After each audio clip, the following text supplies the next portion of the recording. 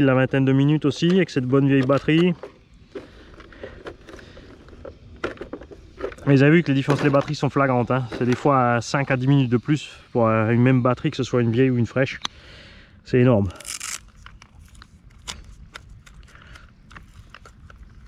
Alors la batterie, elle est tiède. Le moteur aussi.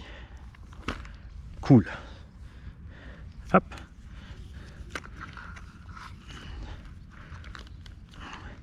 Alors évidemment 3S, ta batterie est un peu plus lourde qu'une 2S standard.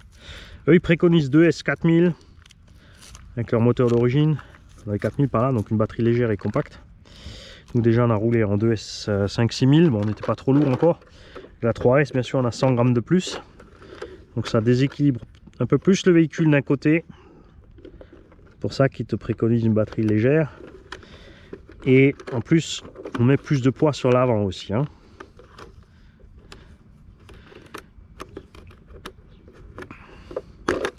Je vous garde avec moi pour le changement de lipo parce que on va voir si j'ai pris la bonne de toutes ces vieilles batteries. Celle-là devrait avoir encore un peu plus de pêche parce que celle-là elle est au bout.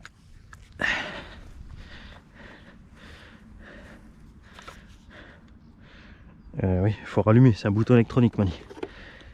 Ah. Merci, RC Commutator 83. Ah ouais.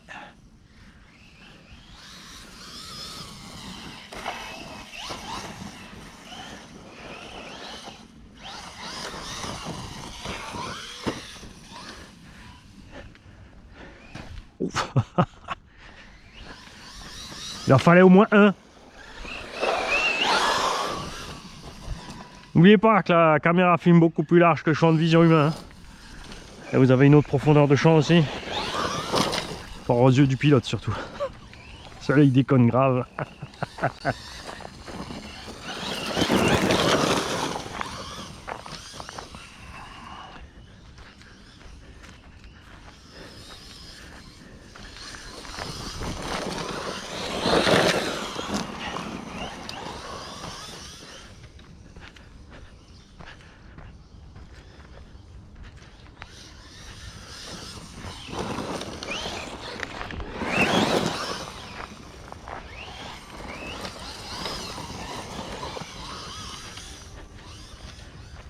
Voilà, tout de suite ça va mieux, hein.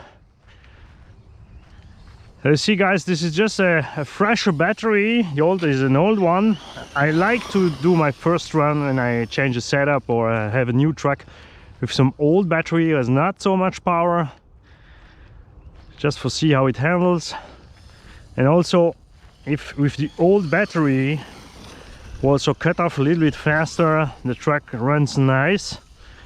Means that your setup is not too thirsty in amp, and you know how I hate amp eating setups. And I see some guys putting an 800 kV Castle motor in a DBXL with stock gearing, putting 12s in.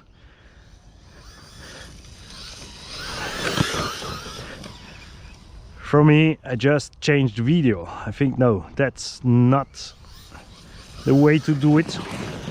Not gonna end well at any time. It's the fact.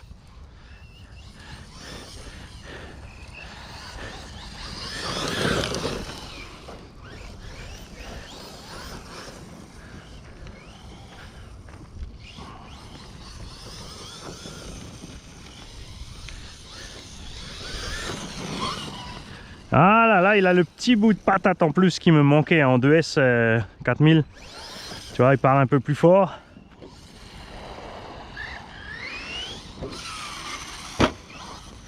Un peu plus nerveux et on a des petits kilomètres en plus qui nous manquaient.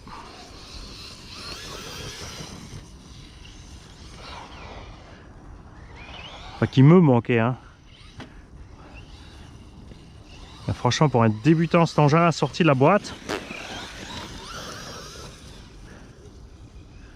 il a tout ce qu'il lui faut.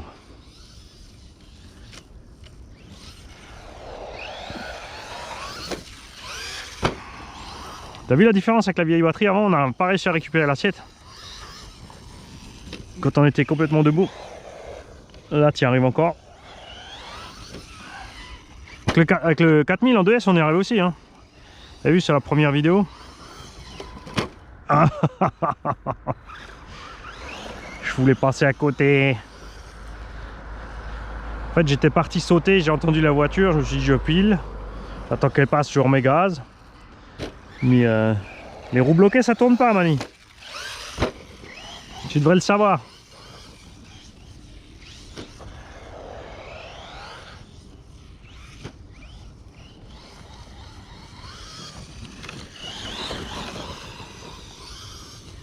Et pourquoi j'ai pas mis 3S sur le 4000 d'origine? Tout simplement parce que ça sert à rien de faire un engin incontrôlable.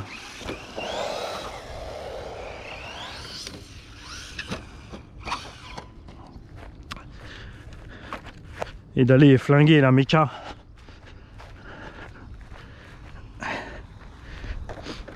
Alors si c'est sur un de mes X-Max pour le fun, pour le délire, ou la Outcast 16S, ouais.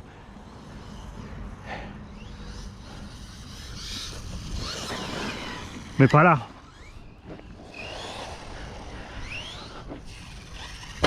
Je peux faire ça dans un buggy à 8 en 6 hein, tout simplement. On a assez. On sait que ça tient. Pas la peine de massacrer celui-là. Si tu veux y aller fort, prends un buggy 1.8. On prend un 10 comme ça. Puis tu lui colles trop de S ou trop de KV ou trop de pignon pour le massacrer. Prends tout de suite du buggy 1.8. Si tu veux faire le cochon, il n'y a pas photo.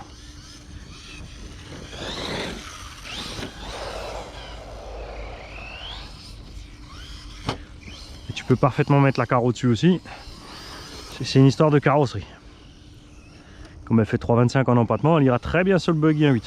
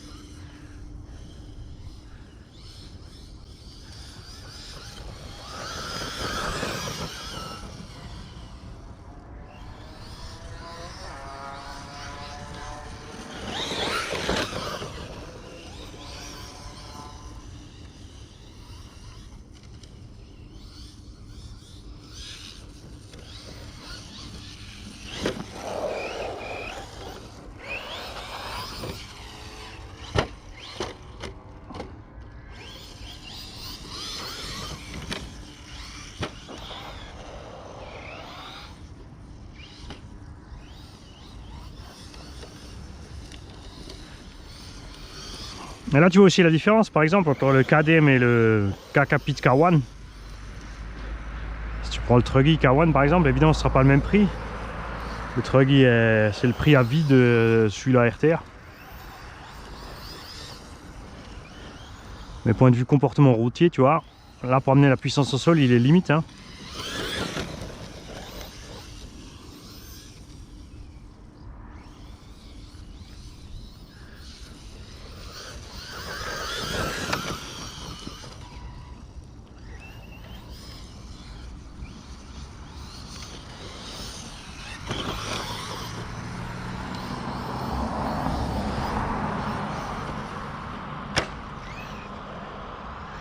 « 30 à l'heure, madame !»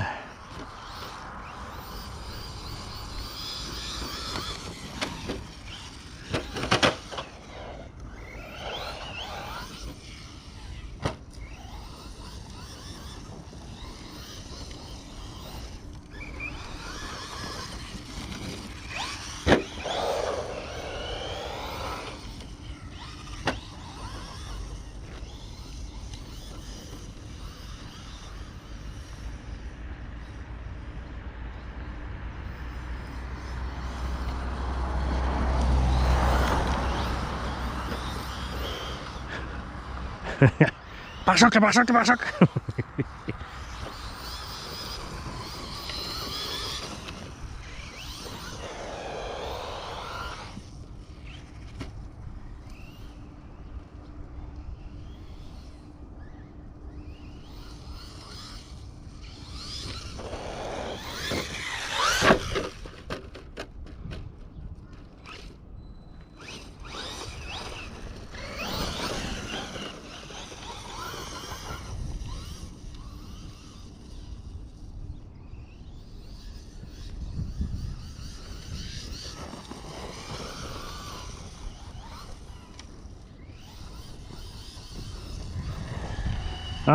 en coupure.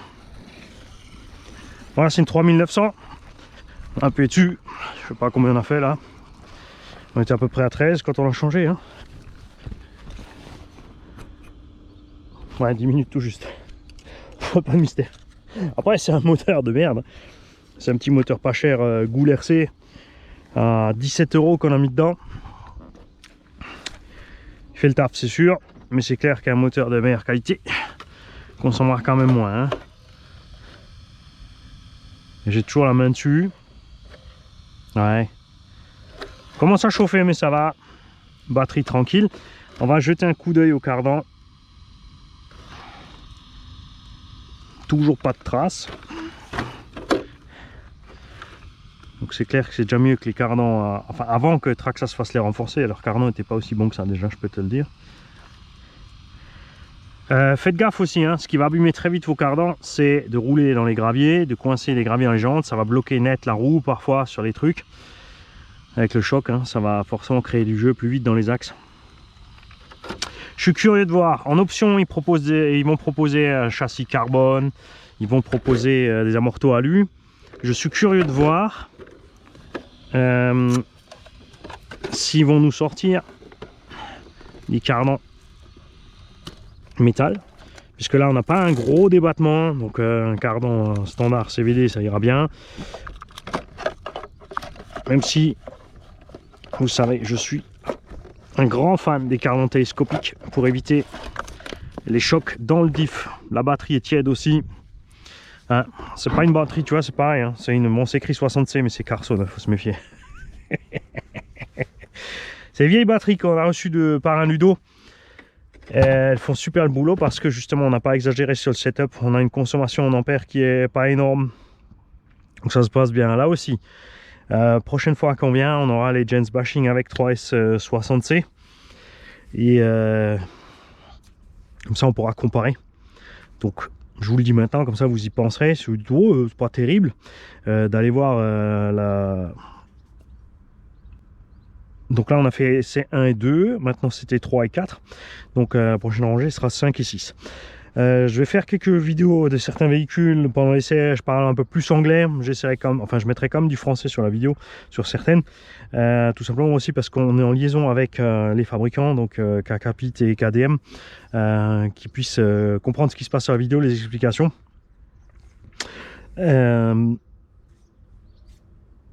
Sur ce modèle, ce que je leur dirais, c'est faire le cache pour la transmise. Ce serait sympa. Comme dit eux, ils n'ont pas prévu pour une batterie trop grosse, pour une question d'équilibre de la machine. Et niveau des battements de suspension, bah, ça suffit large, c'est du 1.10. C'est sûr qu'après, moi, j'aime bien. J'aime bien avoir des engins qui ont plus de débattement pour passer un peu partout. Mais je suis un des rares, je pense. La carreau aussi, vous avez vu, elle a pris un paquet de gamelles. Hein, on a tapé fort sur l'arrière. Hein, on s'est déchiré là, regarde. Ah, ça c'est fatal. Hein. Elle est restée accrochée derrière, comme dit. Ça c'est classique sur l'indice. On va peut-être découper l'arrière pour laisser la marge à ce niveau-là, ou mettre un pare-choc un peu plus haut. En dessous, ça tient bien. Vous avez vu là, on a pris un paquet de fois aussi des gamelles, j'ai quand même retapé l'arbre. On a atterri sur le côté à l'essai numéro 3 de plein fouet, de toute la hauteur, on est tombé sur le côté. On n'a rien déglingué. Hein. C'est quand même rassurant. Savoir qu'il y a des constructeurs qui peuvent vous sortir des engins à des prix abordables. Timasso avec le rival, KDM avec le Successor 10. Pour des débutants et sortis de la boîte sur lesquels il n'y a rien à faire. Je veux dire, c'est sympa. Dans tous les cas, ouais, on a toujours un petit manque de protection de la carreau, on manque un petit arceau à l'intérieur sur le rival ou sur celui-là, ou alors une carreau en 2 mm ma foi. Il y a toujours le petit truc qui manque, mais c'est pas grand-chose. Et c'est génial parce que quand tu vois les marques comme Traxxas qui sont hors de prix, Rustler c'est quoi, 480-500 €. Arma ils sont dans les 400-450. Bon, maintenant ils bradent parce qu'ils n'arrivent pas à vendre, ils ont des problèmes. C'est sûr, les Arma sont solides. Ils ont le plus de patates à bord de toute la gamme de ces véhicules indices et c'est définitivement les plus solides. Mais on a des tarots aussi un peu plus conséquent, moins que Traxxas, heureusement. Mais ce que je veux dire, ce qui est totalement délirant, c'est que tu trouves des buggy 1.8 en 4S, déjà à ces tarifs-là, qui n'ont rien à prouver point de vue solidité. Alors c'est sûr que c'est pas peut-être pas aussi esthétique, mais c'est toujours là que pour moi, tu vois, tu balances toujours en deux mondes, entre un engin à 350-450 balles en 1.10 et un buggy 1.8 en 4S, même, tu en trouves même en 6S à ce prix-là. Il y a un monde de différence sur ton buggy 1.8 en 4S. Si tu roules à la même vitesse, tu règles ton buggy à 60-65 en 4S, c'est sûr que la batterie est un peu plus chère au départ à l'achat. D'un autre côté, tu roules plus longtemps si tu roules à la même vitesse. Et point de vue entretien, tu n'as rien à faire, les roulements ils crèveront pas, tu feras l'année tranquille sans faire quoi que ce soit dessus. Sauf si bien sûr tu tentes à faire des sauts, des sauts ou du n'importe quoi, tu te craches à faire des tests à pleine vitesse, tu quittes la route. Mais c'est là que ça coince pour moi, toujours entre le monde du 1.10 et ce qu'on peut déjà avoir en entrée de gamme en 1.8. Il y a l'esthétique, je dis pas le contraire, mais quand même, ça se poser des questions. Des fois, tu te dis qu'il vaut mieux cracher un petit peu sur l'esthétique et avoir l'esprit tranquille si tu as les moyens d'avoir qu'une seule caisse que de prendre. Il vaut mieux prendre, franchement, l'enclim qu'une boîte à œufs au même prix. Salut!